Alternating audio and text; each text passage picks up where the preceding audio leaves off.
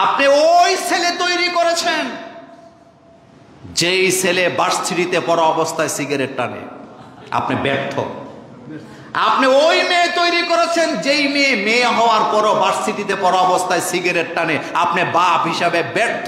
আপনি আপনার সন্তানকে ওই ছাত্র সংগঠনের কাছে তুলে দেন যাদের কাছে ইসলামী সাহিত্যের ভান্ডার আছে। আপনার ছেলে কখনো গোমরা হতে পারে না।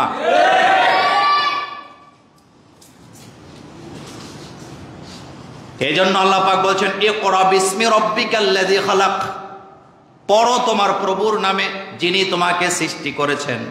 এরপর আবার বলতেছে খালাকাল ইনসান, তিনি কি তৈরি করছে? ইনসান তৈরি করেছেন, মানুষ তৈরি করেছেন মিন আলাক, আলাক থেকে।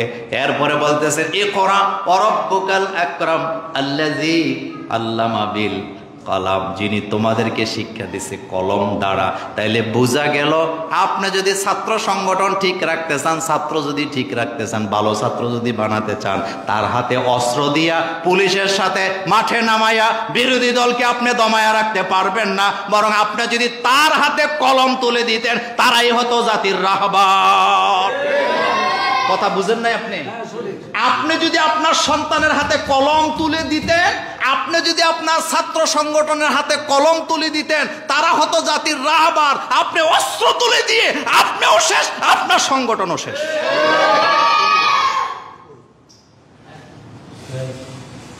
কলম তুলে দিতে বলছে কে? মোল্লা না আল্লাহ? আচ্ছা বলেন তো, কোরআনুল কারিমে সূরাতুল কলম নামে একটা সূরা আছে না? আচ্ছা বলেন তো, দুনিয়াতে এত কিছু থাকতে আল্লাহ কলমের নামে সূরা দিল কেন? সূরাই হলো 114টা। কয়টা? তার ভিতরে একটা সূরা নাম কি? আপনি কি কোনোদিন চিন্তা করছেন যে কলমের নামে সূরা কেন? কলমে নয় কেন সূরা দিল, এটা আজকে বলবো না, শুধু একটু ইঙ্গিত দিয়ে দেই। বন্দুকের পাওয়ারের চাইতে কলমের পাওয়ার অনেক বেশি। কত বেশি?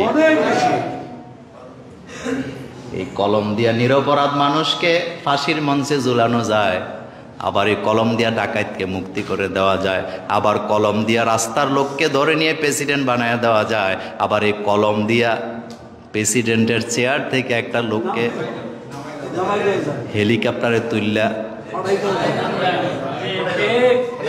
এটা কি দিয়া? আপনার ব্রেনে ঢুকছে এবার? এই কলম, এটা এই জিনিস একটাই, 3 লাইনের লেখা।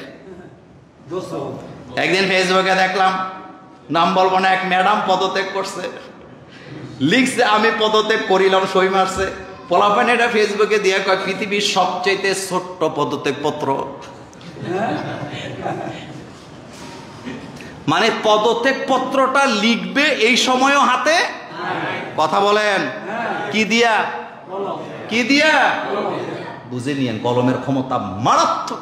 অস্ত্রের ক্ষমতার চেয়ে কলমের ক্ষমতা কোটি কোটি মিলিয়ন ট্রিলিয়ন বেশি। এই জন্য ছাত্রদের হাতে কি দিতে হবে? আর এই কথা মোল্লার না আল্লাহর? আল্লাহ পাকের। 90% মুসলমানের দেশে ইসলামী শিক্ষা ব্যবস্থা সংস্কার করবে কোন নাস্তিক বামপন্থী লোকেরা।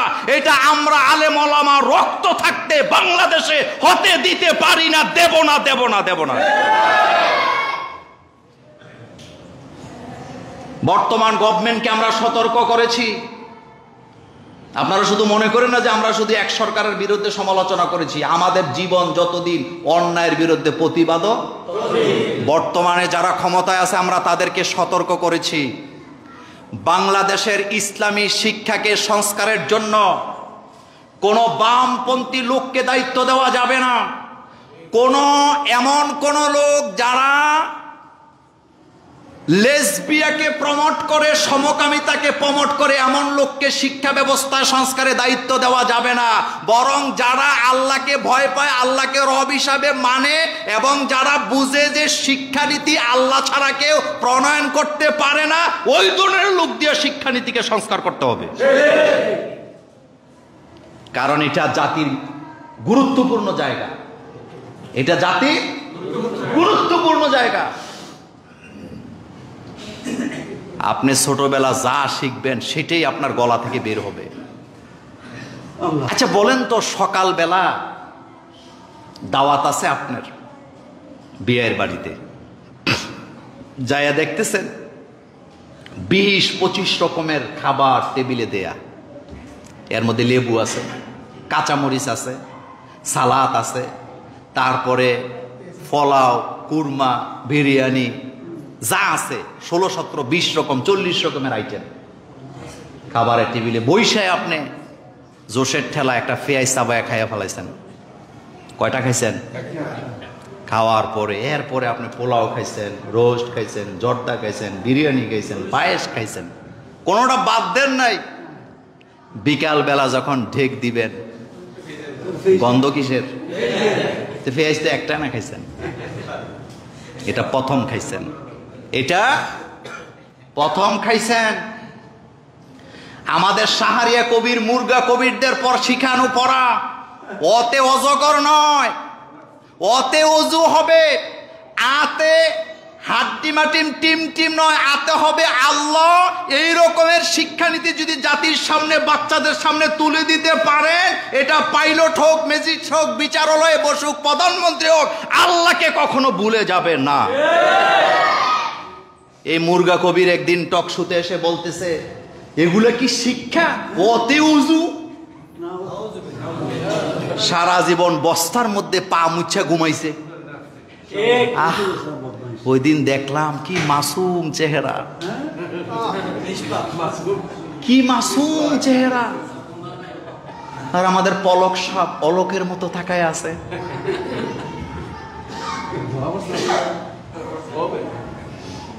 এই ধরা শেষ হয় নাই, কিয়ামত এখনো বাকি। কিয়ামতের মাঠে আল্লাহ পাক বলছেন, আমি সবগুলারে ডান্ডা বিড়ি পরায় দাঁড়া করায় রাখবো। এ কথা কোরআনে নাই? এ কথা কি মোল্লার না আল্লাহর? আল্লাহ পাক বলছেন, আমি সেদিন প্রত্যেকটার হাতে পায়ে ডান্ডা বিড়ি পরায় দাঁড়া করায় রাখবো।